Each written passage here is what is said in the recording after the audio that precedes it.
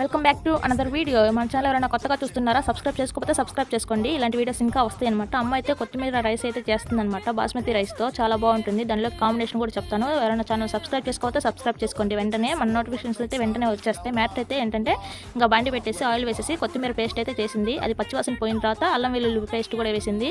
అది వేగిన తర్వాత రైస్ అయితే వేశారనమాట. మనమైతే బాస్మతి రైస్ అయితే తీసుకున్నాము. మీరు నార్మల్ రైస్ అయినా తీసుకోవచ్చు, మీ ఇష్టం. దానికి సరిపడా వాటర్ అయితే పోసుకోవాలన్నమాట. వేసుకున్న తర్వాత సాల్ట్ అయితే వేసుకోవాలి. టేస్ట్ మళ్ళీ తర్వాత వేసుకోం కాబట్టి దీంట్లోనే వేసేసుకుంటాము. వేసుకున్న తర్వాత ఒకసారి కలుపుకున్న తర్వాత మూత పెట్టేసుకుంటే ఇలా పొంగు వస్తుంది. ఆ తర్వాత ఇలా కలుపుకోవాలన్నమాట. కలుపుకున్న తర్వాత మూత పెట్టేసుకుంటే మన రైస్ అయితే రెడీ అయిపోతుంది. ఇంకా దీంట్లోకైతే మటన్ కర్రీ అయితే చేసామన్నమాట.